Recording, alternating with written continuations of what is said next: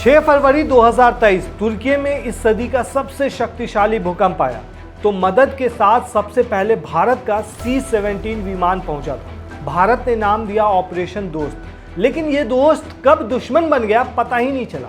वो कहते हैं ना, असली दोस्ती मुसीबत के वक्त पता चलती है और कौन दोस्त के भेष में दुश्मन है वो भी पता चल जाता है। 22 अप्रैल को पहलगाम हमले के बाद भारत पाक तनाव बढ़ा तो उसी तुर्की ने खुलकर पाकिस्तान का समर्थन कर दिया और भारत के खिलाफ इस्तेमाल होने वाले ड्रोन्स और हथियार भेजे। भारत ने जिसे दोस्त समझा उसने खुलकर पाकिस्तान का साथ क्यों दिया? भारत की मदद के बावजूद तुर्की का झुकाव पाकिस्तान की तरफ ही क्यों रहा? मुसलमान होने की वजह से? अगर ऐसी बात है तो भारत में पाकिस्तान से ज्यादा मुसलमान रहते हैं। वहीं अब भारत में तुर्की का बायकॉट बहुत ज्यादा बढ़ता जा रहा है। इसका क्या असर पड़ेगा? तुर्की को भारत से रिश्ते बिगड़ने की फिक्र क्यों नहीं है? आखिर भारत किस तरह तुर्की को बड़ा सबक सिखा सकता है? चलिए तुर्की और भारत के रिश्ते को थोड़ा गहराई से समझते हैं।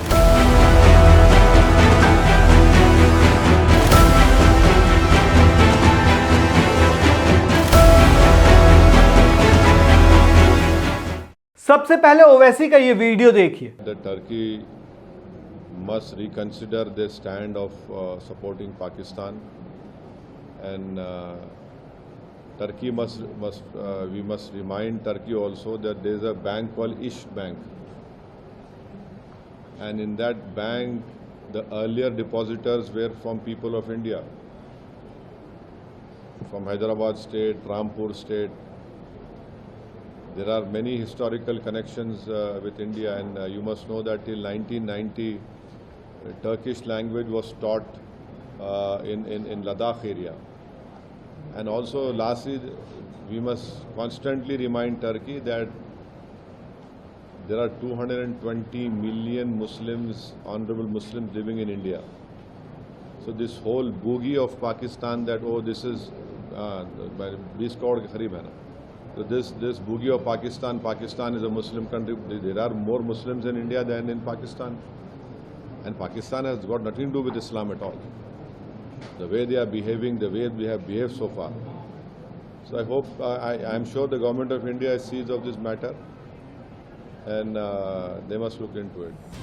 ओवैसी ने कहा कि भारत में 22 करोड़ मुस्लिम रहते हैं, जो पाकिस्तान से कहीं ज्यादा है। पाकिस्तान को मुस्लिमों का ठेकेदार बताना एक झूठा नैरेटिव है। तुर्की को पाकिस्तान का समर्थन करने से पहले सोचना चाहिए। भारत और तुर्की के ऐतिहासिक संबंध बहुत गहरे हैं। हैदराबाद और रामपुर रियासतों के लोगों ने तुर्की के इस बैंक में पैसा जमा किया था। सबसे पहले लद्दाख में 1990 तक तुर्की भाषा सिखाई जाती थी। क्या तुर्की इन बातों को भूल गया है?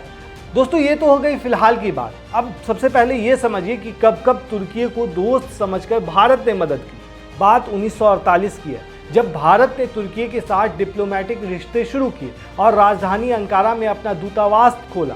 तुर्की को कपास, चाय और मसाले एक्सपोर्ट करना शुरू किया। 1950 में मैत्री संधि पर हस्ताक्षर किए। उसके बाद 2009 में तुर्की ने पहली नैनो सैटेलाइट जब बनाई, जिसे स्पेस में नई टेक्नोलॉजी पर रिसर्च करना, पृथ्वी की तस्वीरें लेना और डेटा इकट्ठा करने के लिए भेजा जाना था। इस लॉन्च में भारत ने तुर्की की सबसे ज्यादा मदद की। 6 फरवरी 2023 को तुर्की और सीरिया में 7 तीव्रता से ज्यादा का भूकंप आया था। दोस्तों, इस आपदा में 50,000 से ज्यादा लोग मारे गए। करीब 1.5 लाख इमारतें ढह गई, जिसमें करीब 15 लाख लोग बेघर हो गए। भारत फौरन तुर्की की मदद को आगे आया और ऑपरेशन दोस्त शुरू किया। इसके तहत एनडीआरएफ के 50 और भारतीय सेना के 250 जवानों की टीमें तुर्की भेजी गई। ये टीमें दिन रात मलबे में फंसे लोगों को बचाने में लगी रही। इंडियन एयरफोर्स के 7 विमान भेजे गए। इसमें 6 C-17 में राहत सामग्री और 1 C-130J सुपर हरक्यूलिस विमान में मेडिकल उपकरण भेजे गए थे। भारत ने 140 टन से ज्यादा राहत सामग्री भेजी थी। उसी दौरान मरीजों के इलाज के लिए दवाइयां, सिरिंज पंप, ECG मशीनें, एक्सरे मशीनें, वेंटिलेटर और सर्जरी का सामान भेजा गया यहाँ से। इसके अलावा कंबल, टेंट, कपड़े, ड्रिलिंग मशीनें, बचाव उपकरण, बिजली जनरेटर और खाने का सामान भेजा गया। भारत ने तुर्की में 30 बिस्तरों वाला फील्ड हॉस्पिटल भी बनाया, जिसमें क्रिटिकल केयर एक्सपर्ट, सर्जन और डॉक्टर समेत 99 लोग थे। इस अस्पताल में लगभग 4000 मरीजों का इलाज किया गया। लेकिन इतना करने के बावजूद, भारत की मदद के बावजूद तुर्की का झुकाव पाकिस्तान की तरफ कैसे रहा? पॉइंट समझिए, 2003 में तुर्की का पीएम बनने के बाद तैयब एर्दोगन अब तक 10 बार पाकिस्तान का दौरा कर चुके हैं, जबकि G20 के अलावा सिर्फ 2 बार भारत आए हैं। 2015 और 19 से लेकर के 2020 और 24 के बीच तुर्की का पाकिस्तान को हथियार निर्यात करीब 103% बढ़ गया है। ये लाजमी है कि पाकिस्तान भारत के खिलाफ इस्तेमाल करने के लिए ही हथियार खरीदता है। तुर्की ने पाकिस्तान की नेवी के मॉडर्नाइजेशन में भी मदद की है। दोनों देशों की नेवी साथ में डिफेंस एक्सरसाइज भी करती है, जबकि भारत और तुर्की ने कभी ऐसी कोई एक्सरसाइज नहीं की है। कश्मीर के मुद्दे पर तुर्की ने हमेशा से अंतर्राष्ट्रीय मंचों पर पाकिस्तान का समर्थन किया है। तुर्की ने 2019 में भारत की धारा 370 हटाने का भी विरोध किया था। इसके बाद से लगातार तुर्की यूनाइटेड नेशंस जनरल असेंबली में कश्मीर का मुद्दा उठाता आया है। पहलगाम आतंकी हमले के जवाब में 6-7 मई की रात भारत ने ऑपरेशन सिंदूर लॉन्च किया तो तुर्की खुलकर पाकिस्तान के साथ दिखा। तुर्की के राष्ट्रपति एर्दोगन ने पाकिस्तान के पीएम शहबाज शरीफ से फ़ोन पर कहा कि मैं हमलों में जान गंवाने वाले अपने भाइयों के लिए अल्लाह से रहम की दुआ करता हूं और पाकिस्तान के भाईचारे वाले लोगों और देशों के प्रति अपनी संवेदना व्यक्त करता हूं। ये बात उन्होंने कही थी। इसके साथ ही उन्होंने पाकिस्तान के पहलगाम हमले की अंतर्राष्ट्रीय जांच की सिफारिश का भी समर्थन किया। 10 मई को सीज फायर के बाद शहबाज शरीफ ने एर्दोगन को मदद करने के लिए शुक्रिया भी अदा किया। जवाब में एक्स पर एर्दोगन ने लिखा कि तुर्की पाकिस्तान जैसा भाईचारा दुनिया में बहुत कम देशों में मिलता है। ये सच्ची दोस्ती के बेहतरीन उदाहरणों में से एक है। हम पहले की तरह भविष्य में भी पाकिस्तान के अच्छे और बुरे समय में साथ खड़े रहेंगे। मैं अपने मित्र और भाई पाकिस्तान को अपनी हार्दिक स्नेह के साथ बधाई देता हूँ। वहीं कई मीडिया रिपोर्ट्स में दावा किया गया कि तुर्की ने पाकिस्तान को करीब 350 ड्रोन और उन्हें चलाने के लिए ऑपरेटर भेजे। 4 मई 2025 को तुर्की नौसेना का युद्ध पोत TCG बुडुक पडाया पूरे बेड़े के साथ पाकिस्तान के कराची पोर्ट पर भेजा गया। वहीं इतना ज्यादा होने के बाद अब भारत में ये सब देखकर सोशल मीडिया पर लोग तुर्की के बहिष्कार की मांग कर रहे हैं और बायकॉट टर्की ट्रेंड कर रहा है। भारत के सभी लोग, हिंदू मुस्लिम हो या फिर सिख ईसाई, तुर्की के विरोध में खड़े हैं। भारत सरकार ने तुर्की के सरकारी मीडिया चैनल TRT वर्ल्ड के ट्विटर अकाउंट को ब्लॉक कर दिया। हालांकि थोड़ी देर के बाद बैन हटा भी दिया गया। अब असली पॉइंट समझिए दोस्तों, पिछले साल भारतीयों ने टूरिज्म के जरिए तुर्की और अजरबैजान को 4000 करोड़ रुपए दिए। इसमें नौकरियां पैदा हुई, उनकी अर्थव्यवस्था, होटल, शादियां, उड़ानें बढ़ी। आज पहलगाम हमले के बाद दोनों पाकिस्तान के साथ खड़े हैं तो हमारा पैसा एक तरह से दुश्मन की हेल्प में लग गया।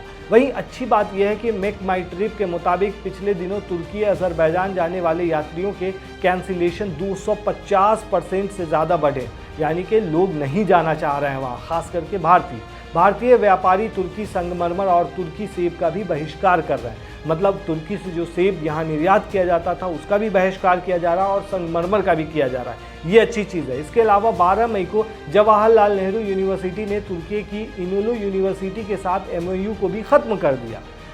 JNU ने एक्स पर पोस्ट में लिखा कि राष्ट्रीय सुरक्षा कारणों से JNU और इनेनू यूनिवर्सिटी तुर्की के बीच समझौता ज्ञापन को अगले आदेश तक निलंबित कर दिया गया है। JNU राष्ट्र के साथ खड़ा है। केंद्र सरकार ने 15 मई को तुर्की की कंपनी स्लेबी एविएशन की सुरक्षा मंजूरी रद्द कर दी। ये दिल्ली, मुंबई और बेंगलुरु सहित काफ़ी प्रमुख भारतीय हवाई अड्डों पर हाई सिक्योरिटी ऑपरेशन को संभालती है। अब पॉइंट ये है कि तुर्की को भारत से बिगड़ते रिश्ते की फिक्र क्यों नहीं है, जबकि इतने अच्छे रिलेशन है। दरअसल इसकी 3 बड़ी वजह है दोस्तों। इतनी सारी चीज़ होने के बाद भी भारत और तुर्की में व्यापार न के बराबर है, पहला। दूसरा पॉइंट, भारत अपने कुल निर्यात का सिर्फ 1.5% तुर्की से करता है। 2023-24 में जहां भारत ने तुर्की को $6 बिलियन यानी 56,000 करोड़ रुपए का निर्यात किया था, वो 2024-25 में घटकर $5 बिलियन रह गया, यानी कि करीब 44,000 करोड़ रुपए हो गया था। इसी तरह भारत के कुल आयात में भी तुर्की की हिस्सेदारी सिर्फ 0.5% है। 2023-24 में जहां भारत ने तुर्की से $3 बिलियन से ज़्यादा यानी करीब 32,000 करोड़ रुपए का आयात किया था, अप्रैल-फरवरी 2024-25 में ये घटकर $2.84 बिलियन रह गया, यानी करीब 24,000 करोड़ रुपए रह गई। पॉइंट नंबर 2 दोस्तों, तुर्की को चीन और रूस का सपोर्ट। तुर्की को भारत से रिश्ते बिगड़ने का डर इसलिए भी नहीं है क्योंकि उसके रूस और चीन जैसे सुपर पावर से अच्छे संबंध। तुर्की अपनी ऊर्जा ज़रूरतों के लिए रूस पर निर्भर है। 2023 में तुर्की ने रूस को $11 बिलियन यानी करीब 94,000 करोड़ रुपए का निर्यात किया था। इससे पहले 2019 में तुर्की ने S-400 मिसाइल भी खरीदी, जिसके बाद उसे नाटो का विरोध भी झेलना पड़ा था। तुर्की ने चीन के साथ भी अपने रिश्ते मजबूत किए हैं। चीन के इलेक्ट्रॉनिक कार कंपनी BYD ने 2024 में तुर्की में अपनी फैक्ट्री लगाने के लिए $1 बिलियन यानी करीब 8.5 हजार करोड़ का निवेश किया था। पिछले साल तुर्की ने चीन से व्यापार बढ़ाने के लिए 2000 चीज़ों की लिस्ट दी थी जो चीन उनसे आयात कर सकता है। पॉइंट नंबर 3 समझिए दोस्तों, भारत हिंदू बहुल है जबकि तुर्की का फोकस इस्लामिक देश है। तुर्की और पाकिस्तान के बीच अच्छे रिश्ते इसलिए भी हैं क्योंकि दोनों ही इस्लामिक देश हैं। हालांकि भारत में एक तरह से कह सकते हैं कि पाकिस्तान से ज़्यादा मुस्लिम रहते हैं, लेकिन भारत एक धर्मनिरपेक्ष देश है। लेकिन यहाँ हिंदू आबादी बहुयात में रहती है। तुर्की इस्लामिक देशों को साथ जोड़ना चाहता है और उनसे अच्छे संबंध बना रहा है, ये भी वजह हो सकती है। भारत इस कैटेगरी में नहीं आता है, इसलिए उसे भारत के साथ रिश्तों की कोई परवाह नहीं है। 2019 में पाकिस्तान दौरे के दौरान पाकिस्तानी संसद में तुर्की राष्ट्रपति एर्दोगन ने कहा था कि कश्मीर पाकिस्तान के लिए जितना महत्वपूर्ण है उतना ही हमारे लिए भी अहम है। लेकिन पॉइंट ये है कि हम कैसे तुर्की का बायकॉट कर सकते हैं। पॉइंट नंबर 1, तुर्की टूरिज्म का बायकॉट करना। पॉइंट नंबर 2, तुर्की से इंपोर्ट एक्सपोर्ट पर बैन लगाना। पॉइंट नंबर 3, अंतर्राष्ट्रीय मंचों पर तुर्की का मुद्दा उठाना। दोस्तों, तुर्की टूरिज्म का बायकॉट करना जैसे 2019 से 2025 तक करीब 11 लाख से ज़्यादा भारतीय टूरिस्ट तुर्की गए। टूरिज्म तुर्की की GDP का 12% का योगदान करता है, 10% लोगों को रोजगार देता है। तुर्की हर साल करीब 3000 करोड़ रुपए भारतीय टूरिज्म से कमाता है। बड़े पैमाने पर बायकॉट करने से तुर्की पर असर पड़ेगा। अब पॉइंट नंबर 2, तुर्की से इंपोर्ट एक्सपोर्ट पर बैन लगाना। भारत तुर्की को पेट्रोलियम, केमिकल्स और कपड़े एक्सपोर्ट करता है, जबकि तुर्की से मशीनरी और ऑटोमोबाइल पार्ट्स इंपोर्ट होते हैं। भारत इन सामानों को जापान या साउथ कोरिया जैसे देशों से खरीद सकता है। तुर्की की इकोनॉमी को इससे छोटा ही सही लेकिन डेंट जरूर लगेगा। तीसरा पॉइंट, अंतर्राष्ट्रीय मंचों पर तुर्की का मुद्दा उठाना। भारत ब्रिक्स, G20 और संयुक्त राष्ट्र यानी UN जैसे मंचों पर तुर्की की नीतियों पर सवाल उठा सकता है। जिस तरह 2024 में भारत ने ब्रिक्स में तुर्की की सदस्यता का विरोध किया, इससे तुर्की की अंतर्राष्ट्रीय साख कमजोर होगी और वो अंतर्राष्ट्रीय मंचों पर अलग थलग पड़ सकता है। भारत ने इससे पहले मलेशिया जैसे देशों को कूटनीतिक दबाव से चुप कराया है। हालांकि अब तुर्की को भारी पड़ रहा है पाकिस्तान का समर्थन, ये चीज़ मानने वाली बात है। IIT बॉम्बे ने भी उससे सभी समझौते रद्द करने का ऐलान कर दिया है। अब इसी से समझ सकते हैं कि क्या हालात होने वाले हैं और टर्की से किस तरह से एक तरह से ऑपरेशन दोस्त से शुरू होकर जो अब ऑपरेशन दुश्मनी शुरू हो सकती है और ऑपरेशन दुश्मनी के तहत ये सारी चीज़ें भारत कर सकता है। आपको कैसी लगी ये वीडियो हमें कमेंट में ज़रूर बताएं। शुक्रिया।